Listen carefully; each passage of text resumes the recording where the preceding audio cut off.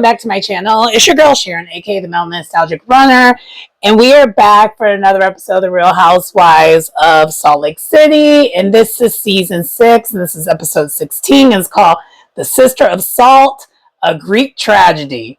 And this episode was the season finale, and I was shooketh. Okay, I was shook. A lot happened with the season finale. I have a lot of thoughts, and I'm over some of the cast members of this show. I am needing a takedown season for 2 of them. 2 of them, we'll get into it, but definitely 2 of them, we need a takedown season, because I'm like, what is happening?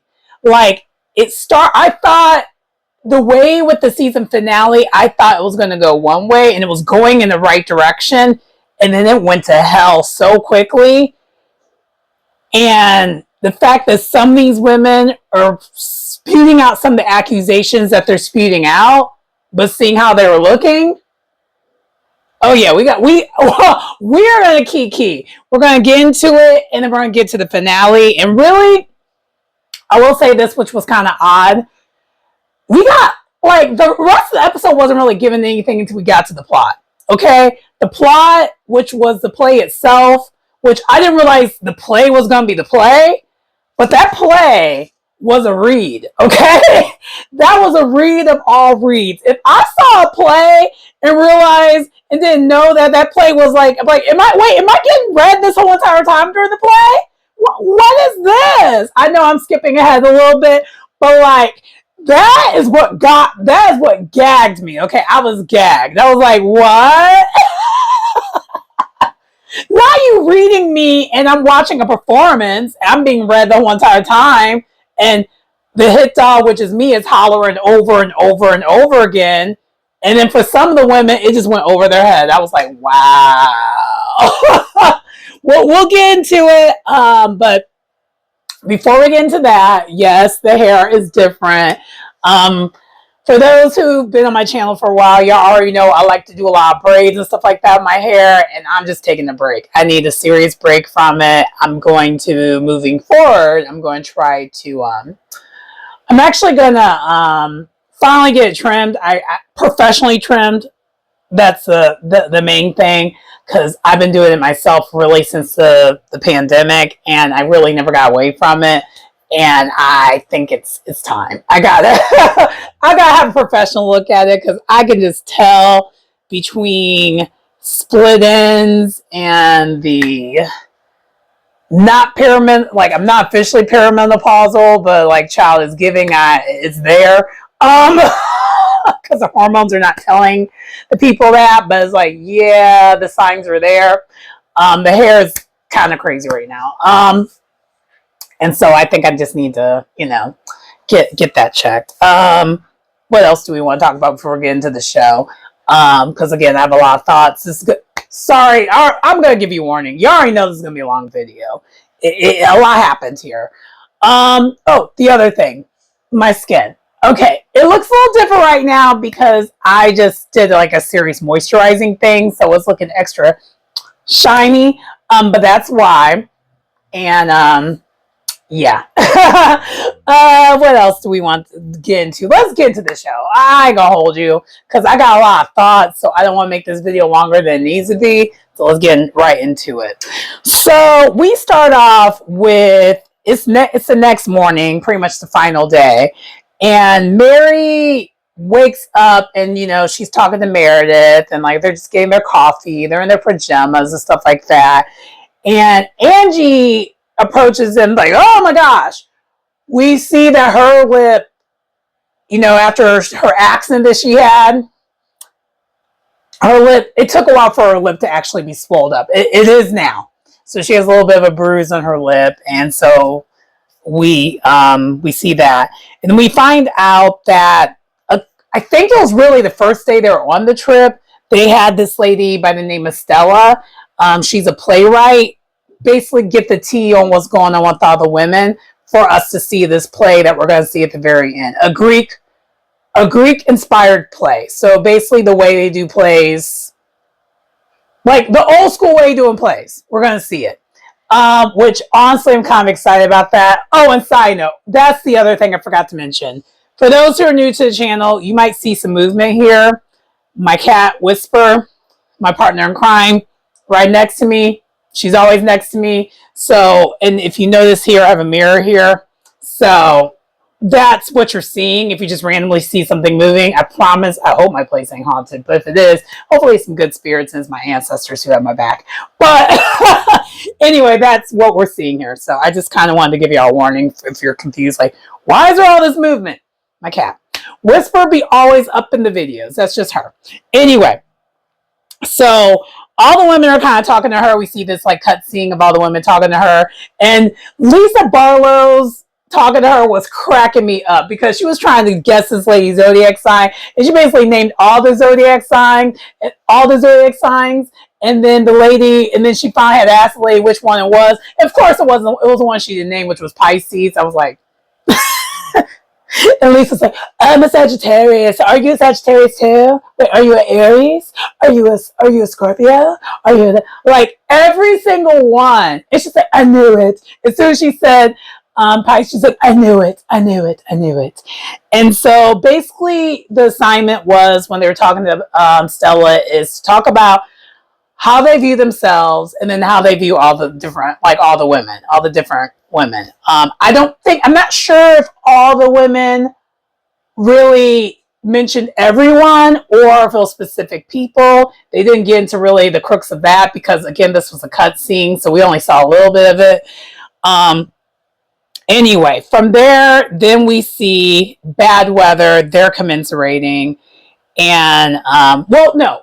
We see after this, we're still back at the breakfast, and Meredith is in a good mood. She's trying to stay positive. She's like, hey, do you want me to make you a cappuccino? So she's making the women a cappuccino.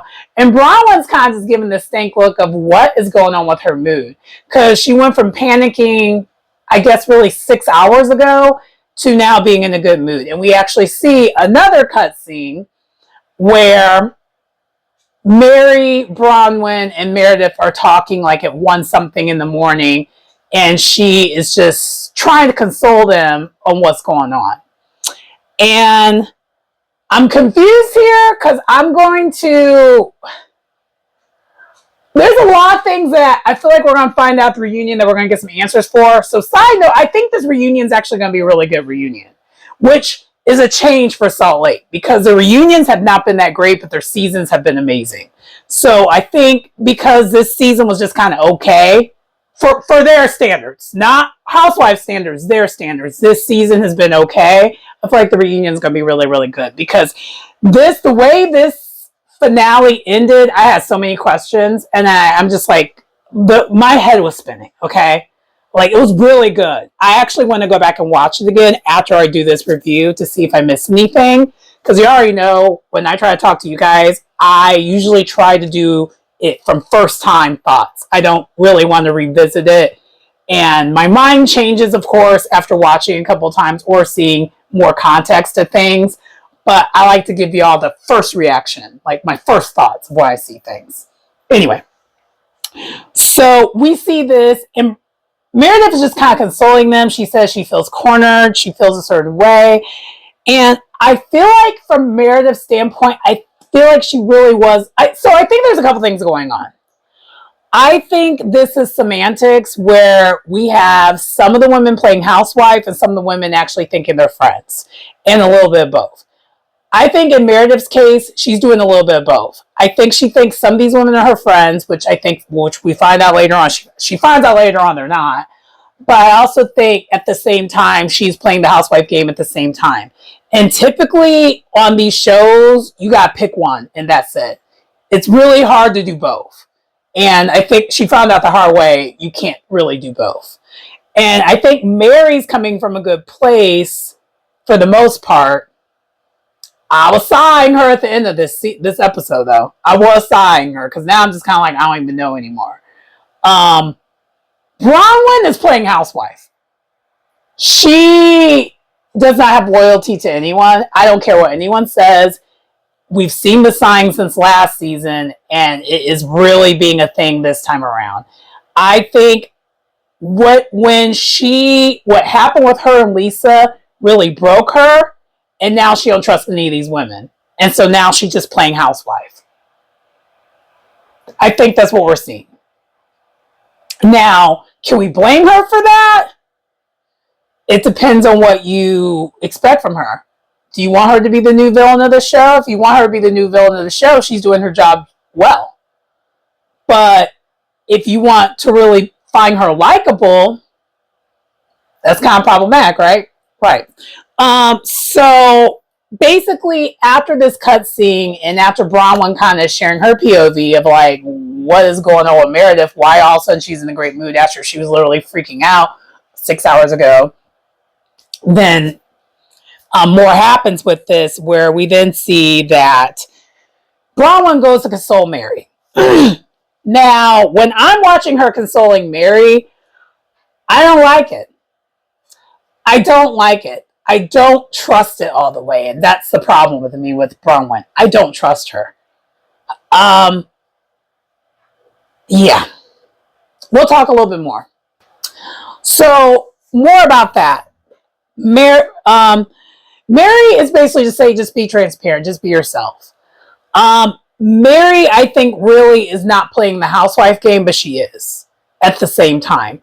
But I don't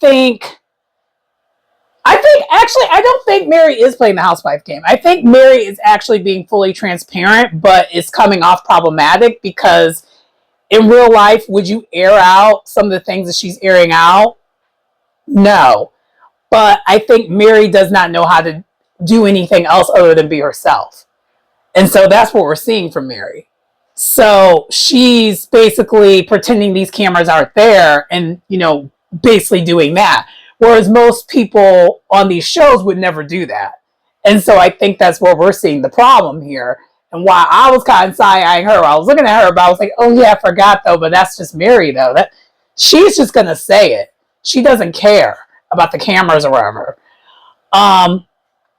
But it's still kind of problematic because my whole thing is Mary, this whole entire really episode since the playing incident, she keeps saying that she's really concerned about Meredith. But if you're truly concerned about Meredith, would you air her out on TV like this? I think we give Mary grace because it's Mary, but then again, we'll get into what happens after this play. But after that, I kind of changed my mind a little bit. I was like, yo, this is weird. It kind of got weird at the end. It really did. But with Bronwyn, I don't trust her. So she is like, she feels weird. Bronwyn is now trying to spin this and say she feels used by Meredith. And is Meredith using her? Yes.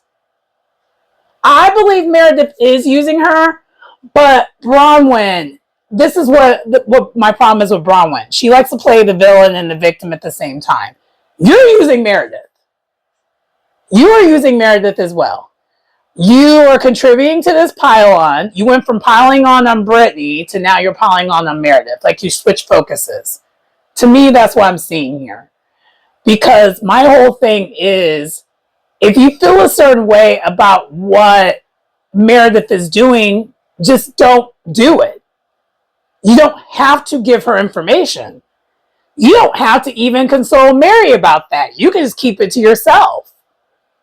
That was still a you decision on airing Whitney out and then airing Brittany out. Because this scene also kind of solidified that Bronwyn did indeed say something to Meredith about Brittany for Meredith to spin it and add more sauce to it. Do I think that, and this is from the episode from before, do I think that what Meredith is alleging was said? Did Bronwyn say that all the way? No. But you put enough there where Meredith could run with it. And Bronwyn is smart enough where she knew. I feel like, girl, you knew what you were doing. Because honestly, let's be so for real. If it was still okay to basically go after Brittany like it was for majority of the season and even last season, you would have kept it up. But because, oh, we're switching focus and now we can't do that anymore, now you're changing your mind and you're backpedaling. So that's what I don't trust about Bronwyn.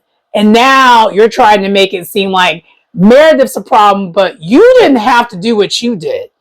You're more trying to protect yourself over anything else. And so that's why you're doing what you're doing. So I get it. I understand why she's doing it. It doesn't make it okay, though. And you need to own that you're doing these things, too. It's not just a Meredith thing. You two are using each other. So that's my thoughts on that. Anyway, so then later on in that morning, before they decide, because, we found out with from Angie that the group is going to go meet her cousin, who basically took a ferry from the Greek town that he lives in to like visit them in Santorini. And we see that Bronwyn and Meredith talk, and Bronwyn immediately doesn't waste any time. She's like, hey, I feel away. Because, the other thing I forgot to mention was after the three of them that night talked, Meredith actually did text Bronwyn and wanted to talk one-on-one with her. And according to Bronwyn, she asked what was said during the lunch. And I have thoughts about that too, because I think there's a case of givebacks happening right here. How do we think Meredith found out about this lunch conversation? I think Whitney told her. Because I think Whitney felt a way about Bronwyn throwing her under the bus episodes ago. And if you don't think any of these women are ever going to get their get back, you are sadly mistaken. So I think that is how Meredith found out that they were talking about her at the lunch. I don't think it was Heather. Or it could have been Heather. But honestly, to me, if it's Heather or if it's Whitney, that's bad weather. So it's the same. To me, they're an entity at this point. And they've been an entity this whole season. And they've been getting on my damn nerves this whole season.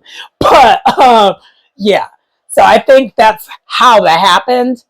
But then the other thing that I want to call out here, too, is I think Bronwyn, with this thing between her and Meredith, she's trying to get Meredith back because Meredith has thrown her over under the bus again with the Brittany situation. She's got thrown under the bus twice by Meredith.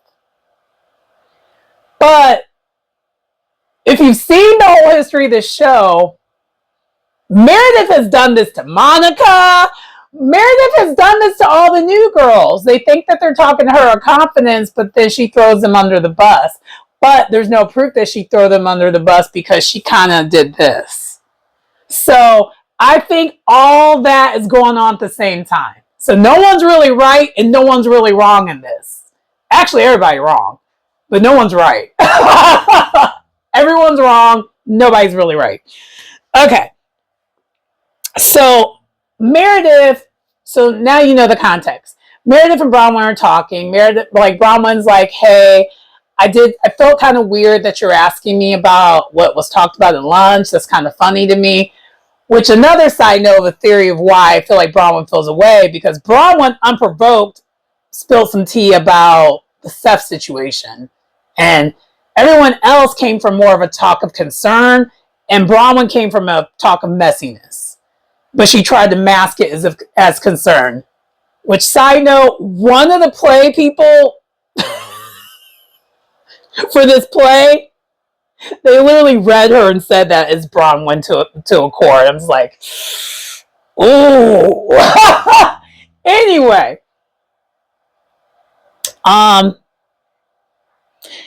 Meredith denies it. She denies that this conversation even took place. And Meredith tries to claim that Bronwyn reached out to her and not the other way around. But we already saw the text. We know that's not true. So Meredith is lying. But is Bronwyn completely telling the truth? Probably not.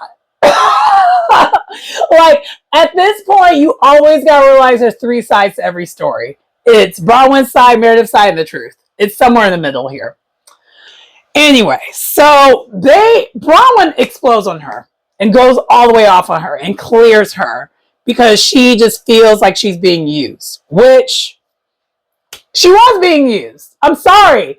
Even though Bronwyn and how she's moving is kind of funny and ain't really good, she's also being used too. Two things can be true. And that's clearly, to me, what I think is happening. I think it's a combination of all of it's happening. And so Meredith disengages like she always does. And then they go off. They basically, separate. Anyway, let's move on. Okay, so really before the play, the only thing that really happens here next is that Angie meets her cousin. And the cousin, I forgot his name, but he's an older gentleman.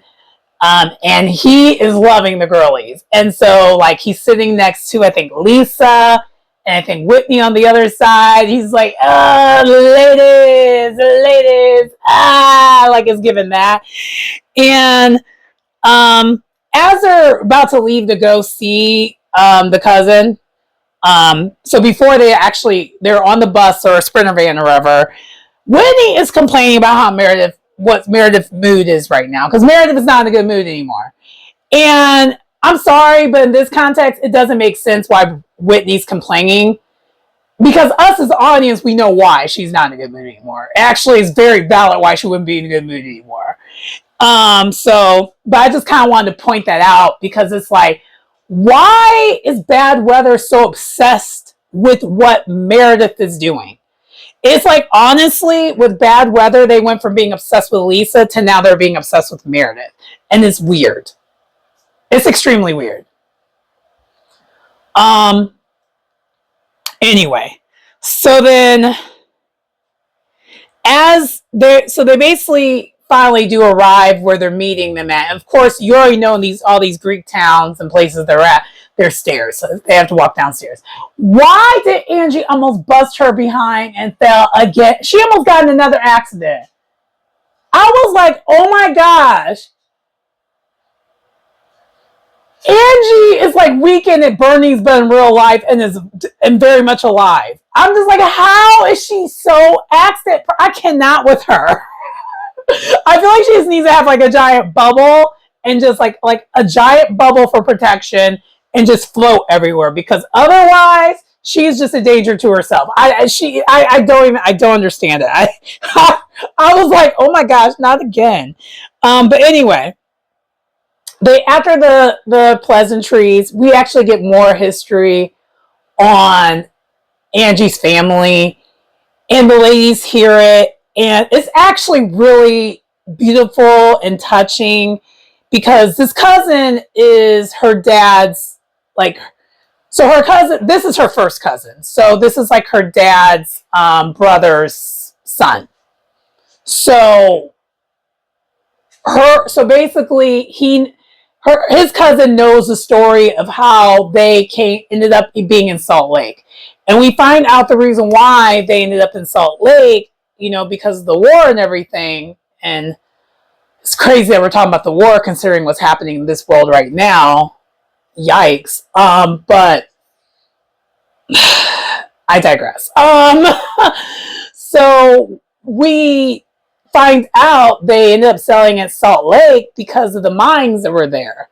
And that would be an easy way for them to make a living. And so that's kind of where we found out why they ended up at Salt Lake City.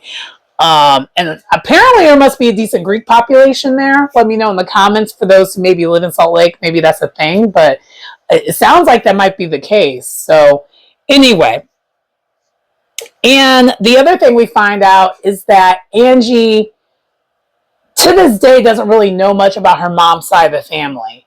And because her mom's side of the family was also, Angie is very Greek on both sides, okay? Just in case y'all didn't know that, she's Greek. I feel like I had to make that joke.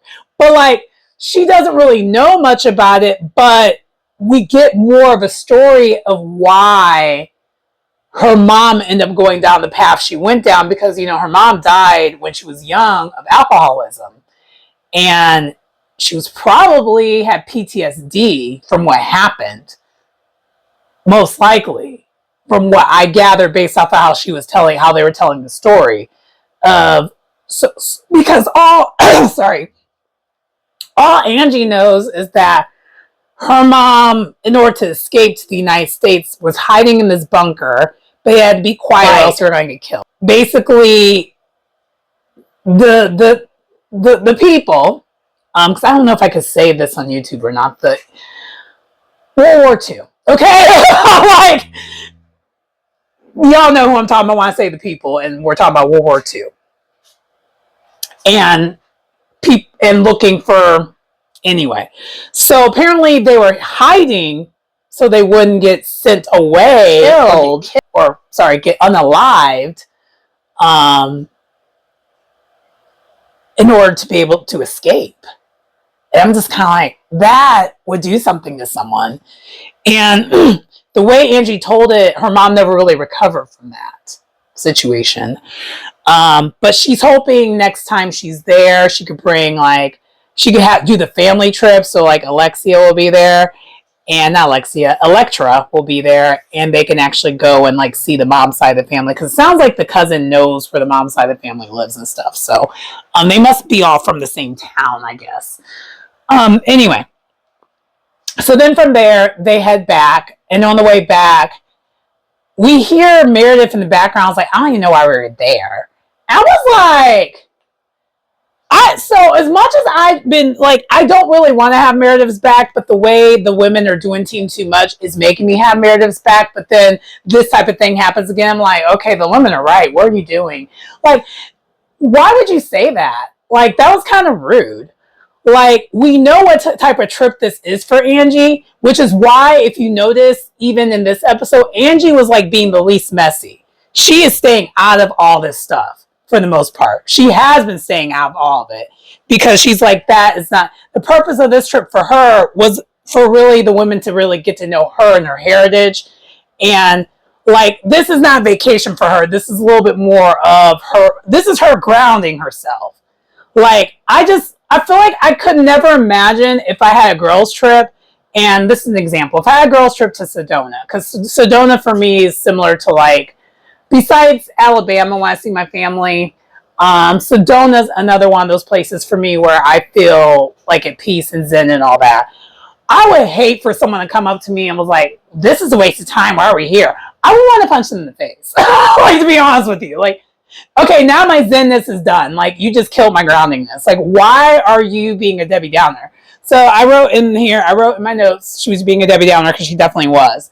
And then all the women are just confused on what's going on with Meredith, because Meredith, like, has just such an attitude, which I understand it because, again, she got in an argument with Bronwyn, but, like, is it enough where you're just going to take it out on everybody?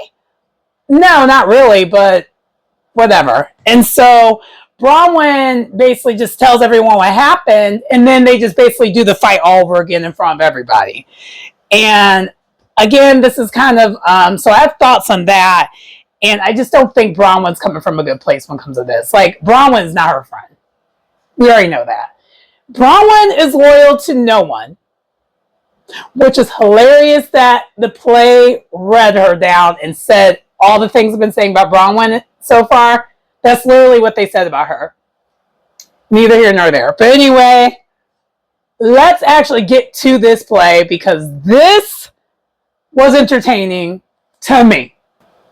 All right, so at this play, and side note, I might get a little distracted here because I am petting my cat right now, Whisper. She just needs a little extra loving right now. I found a sore on her because I think she was scratching too much, and so I'm just trying to soothe that for her. You know, my cat, she's so cute, so lovable. You stay still, Whisper. Okay, sorry. I'm leaving this in. Anyway, so they get ready to go to the play. They arrive, and I love the ambiance of this place they're at. So they're basically at this place is giving, it looks like an outside castle situation. And so, but they're the only ones there. It's at night. And Mary didn't like it. Mary did not like it, which I'm like, I wonder why she didn't like it. I don't remember why she didn't like it, but for whatever reason she didn't like it. But I did. I thought this was a good vibe because it looked it reminded me of what I feel like we got like transferred back into time with this place we were at. It to me would probably be how plays would have happened back in ancient Greece, because they didn't really have it would have been like outside like this, like, so to me it just kind of gave that vibe, and so I really did enjoy this ambiance. And the wine was pouring though, like Brittany was going right to the wine. Heather was drinking all the wine. We'll get into that when we get into that. But anyway, so then the play starts, and in this play, it's called a Sister of Salt. Like, that's what these women are. And it's basically representing all the women there. But before that, they also had these, I forgot what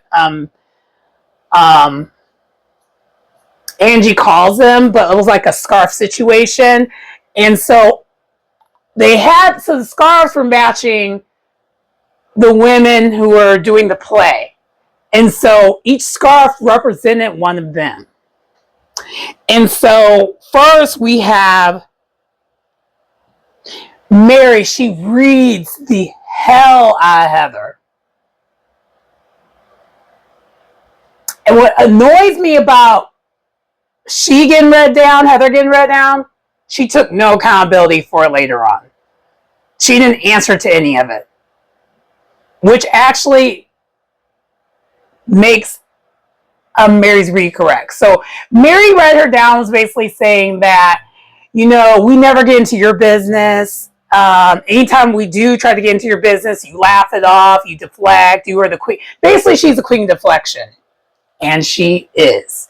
But she be up in everybody else's business. And that's why I said at the very beginning of this video, I want a Heather takedown. I want a Heather takedown season. I do. As much as how Heather was doing what she was doing when it came to Lisa and Meredith this season, it needs an Una reverse. And I need all the women to get at her, because I don't think she could take it. Because she can't even do what she does when it comes to these women on her own. She's so weak to me. Like, anyway. So then from there in the play, we see that Heather's character reads Bronwyn. And this is when they're like, Bronwyn's loyal to no one, which is true. And that she's not two-faced, she has no face. I was like, I like that. That's a good read. I was like, she's not two-faced, she has no face. That's a read. I was like, oh my gosh. If you're someone who likes hearing the reads and all that, this was a play for you, because I was like, oh my gosh. As long as it ain't about me, I don't care. All right, so then from there, then we have Bronwyn's character reading Lisa, and Lisa's read kind of like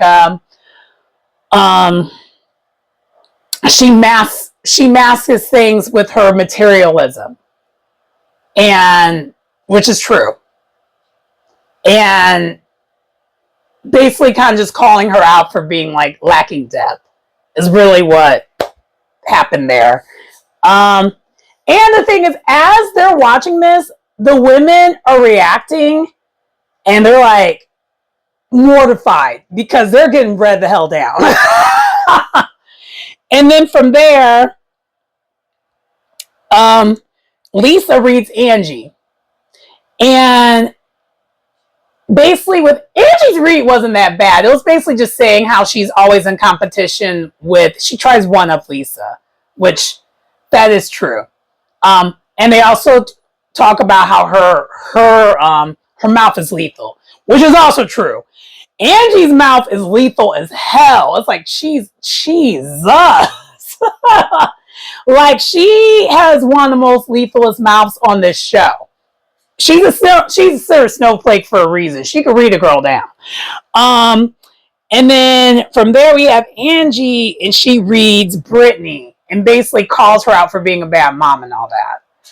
And yeah, I mean, and basically calls Brittany out for being stuck in adolescence, because I think it was Brittany's an easy read though, so really that one didn't hit for me, because I'm just kind of like, we already knew all this. It's not much of a read. But like some of the other ones, like that Bronwyn read, I was like, God dang. And then the Heather read was the one I did not expect. They started with that. I was like, whoa. And that was, Mary was reading. I forgot to mention, Mary was one who read Heather. And then from there, Brittany reads Mary. And honestly, hers, Mary's read wasn't that bad. If anything, Mary's read was something that she needs to really just improve on as a person. Well, and all the reads were really that. I mean, really at the end of the day, read is that. Read is like, do better. That's all read is. It's like, it's always like a way of saying, do better, because you ain't, what you think you're doing ain't it. And then Mary got to read someone again. She got to read Whitney. And Whitney's read was like really the least offensive towards Whitney, and more of a like, Mary's read was a little sissing her, but wasn't in a way that was like deflammatory. It was like, yeah, Whitney's was light work. I ain't gonna hold you. Her read was kind of light work. And then Whitney read Meredith down. And by the way, these are all just like, this is all still the play. This is not even like what's happening. Like, they're not doing it. It's a play. And then the way the play ended is they all drink this wine or whatever, and they all just like pass away because it's a Greek tragedy. And the message was, you're no one without your sisters, which that's a read in itself, because we wouldn't know any of these women or care about these women if they weren't on this show. And all of them are really essential to making this show as successful as it has been. So the way this was such a good play, I was like, honestly, you could have ended there. I kid. No. I like the play a lot. The play was really, really good. But you already knew this was going to cause some things to happen. And let's get into what happens after this. So all the women, they're like just, trying to take in what just happened. And what I noticed real quick is that Heather, it did not process what she saw. She was very much giving generics of like what she saw there and how beautiful and great the play was. Brittany, same thing. Like, a handful of the people were just kind of not really they weren't getting into what was said about them and really not taking any ownership about it. And it was really weird at first. But then Bronwyn broke the cycle. Thank God. And Bronwyn actually kept it real. And I was hoping it was going to stay in this direction, where Bronwyn, she self-reflects and she's like, oh my gosh, I need to fix things about myself. And she basically kind of, reaffirmed that, yeah, what was said about her is true. And she needs to do better. And she's mortified about that is what people see about her. And I think she didn't even realize that about herself. And she's like, I need to do better. And then she kind of goes into why she behaves the way she behaves in her confessional and all that. And I was like, oh my gosh, this is beautiful. Because I was hoping that was going to be how we do this finale. Because to me, that would have been actually a really good finale. That would have been unexpected. A finale where we actually reflect and we get to actually know the women in real life, like really get to know the women better, and everyone's being vulnerable. I think that would have been entertaining, but instead we didn't stay there. But we'll get to it when we get to it. So then that opens it up, and Lisa of all people, was vulnerable as well. And she explains that all her life, she's always been the older sister, I guess, that's had to take care of her family. So, like, she wears materialism with pride because that is what helped keep her family together, as far as, like, she was the one that people go to for money and all those things. And so that's why she holds it that way. And she didn't realize that she really was also causing problems the same way that she thought she was helping and being inspiring. And she was crying, but, like, this is the first time of all the times that Lisa's cried that Lisa was actually crying. Actually, I was like, oh my gosh, Lisa's really being vulnerable right now. Lisa, we're seeing the real Lisa for the first time ever on this show. I was like, oh my god, oh my god. So I was like, I was getting wrapped into that. I was like, okay, we're getting somewhere. And then this led to Lisa actually genuinely apologizing to Angie. And she's just like, I see a lot of myself in you. And, one thing that I love about us, even though we might be fighting and might have problems, we still are, we still can come together. And we saw that throughout this trip. Angie and Lisa were just having themselves a time. They were shading each other here and there, but they never really went back to, like, where they were at the beginning of the season. Now, seeing the preview from Reunion, I have no idea how they went backwards the way they went. And, and also if you've been seeing the social media movements between them two, you're like, how do we get back to where we were before? Because they were good here.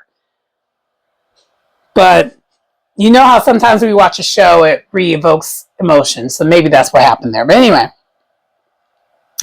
So then Angie receives it. And then Meredith. We finally start seeing the real Meredith. And she starts opening up. And she's like, I am very sensitive. And I come from a background where using your words is very important. And being careful with your words are very important. So she kind of was, she was peeling an onion, basically stating, that's why I do what I do. And she was crying, but she was, like, genuinely crying. All for this woman, Heather, Karen Heather, to make it about the play, like the playing and all that situation again. I'm like, oh my god. I was like,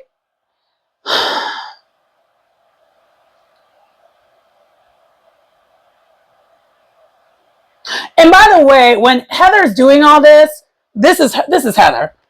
And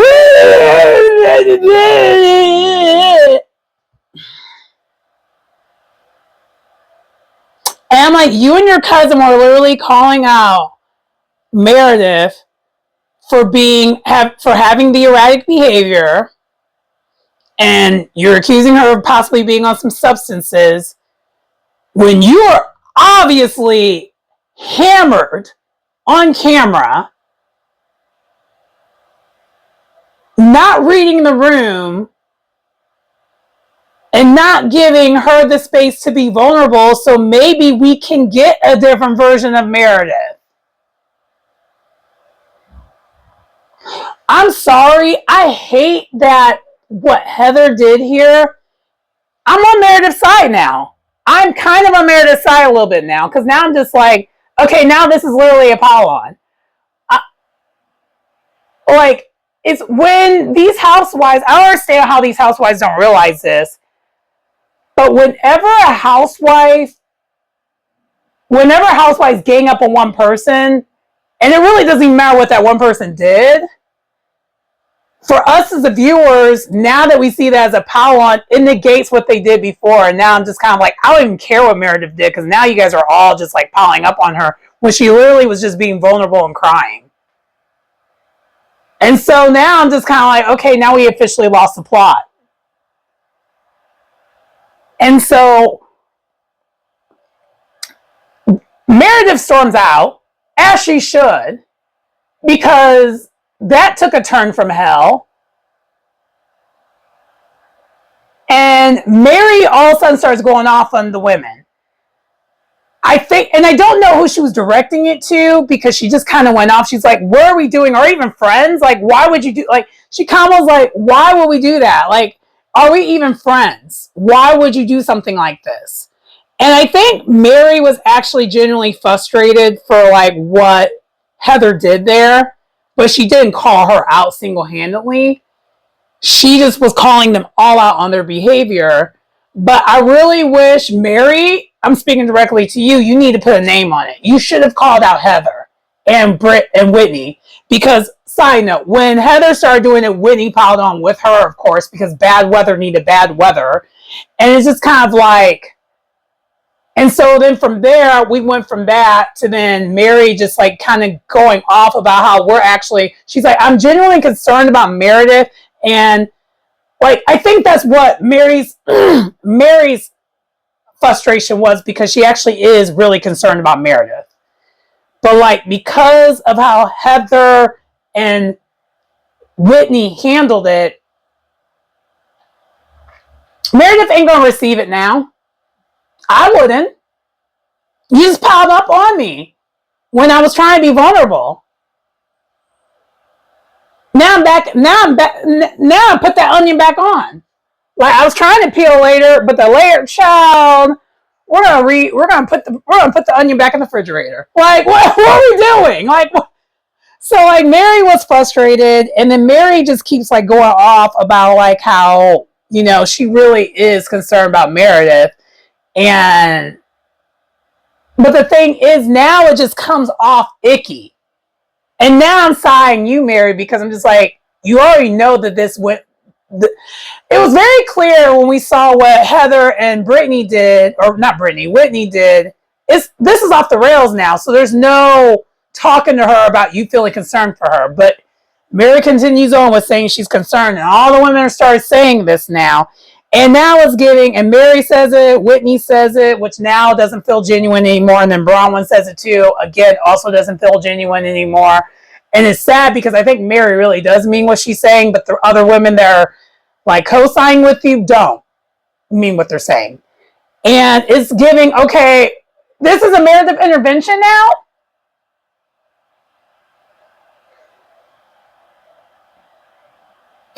Mary, with love, because I know, you already know I usually am on Mary's side.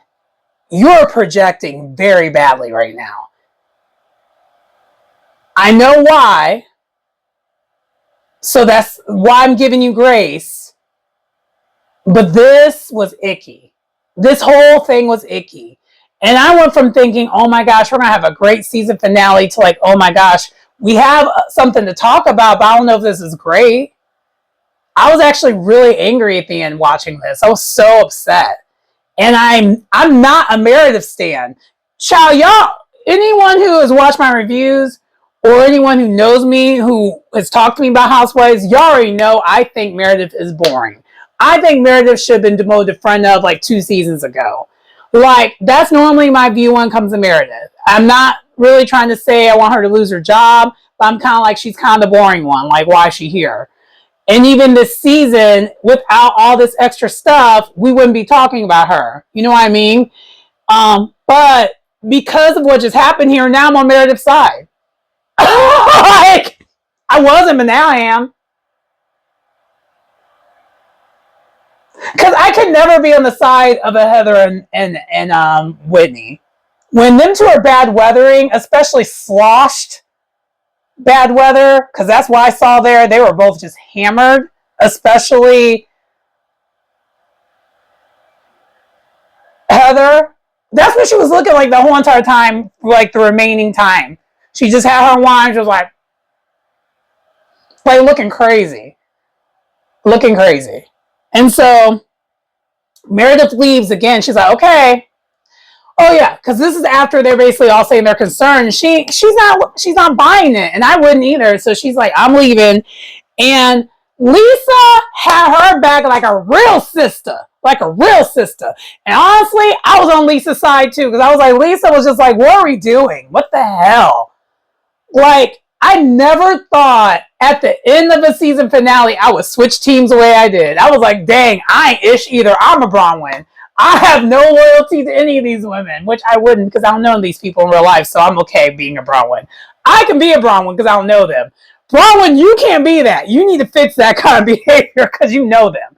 I don't know these women. I can switch sides if I want. So I switched sides, and I'm like, oh man. Oh man.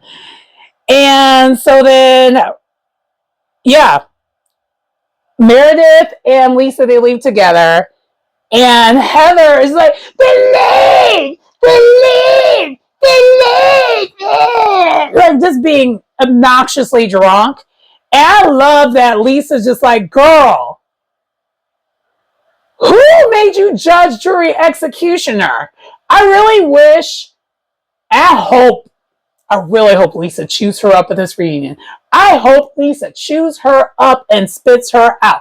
And I really hope Mary tag in a little bit too. Because I'm just kind of like, I'm so sick of Heather. I'm so sick of Heather. Heather, I ain't gonna hold you. Now I understand why you got that black eye. I'm sorry, but she infuriates me. She infuriates me so much. I was so mad that Heather did this. She ruined the season finale for me. I wanted it to be a kumbaya. I know it doesn't. I know Housewives don't normally work like that, but sometimes they do. We didn't like the moment would have still been a moment if all the women would have been able to get vulnerable. It actually would have been a better moment to me. To me. But instead we went to hell. All because Heather needs to produce so damn badly.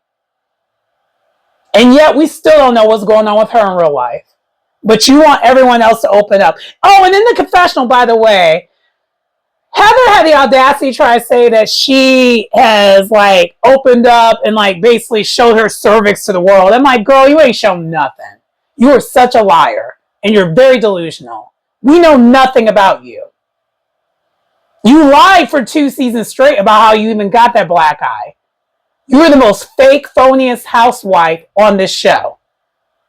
Trying to call Whitney about her being fake. Well, you guys are cousins, so you guys are both fake. Okay, how about that? At this point, bring Monica back.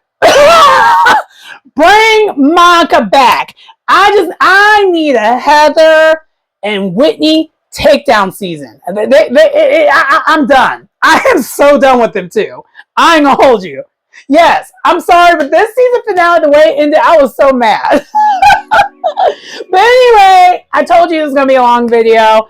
Again, I was entertained. Are you not entertained? I was entertained. Okay?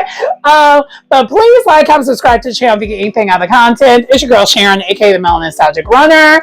And I will see you next time. Bye.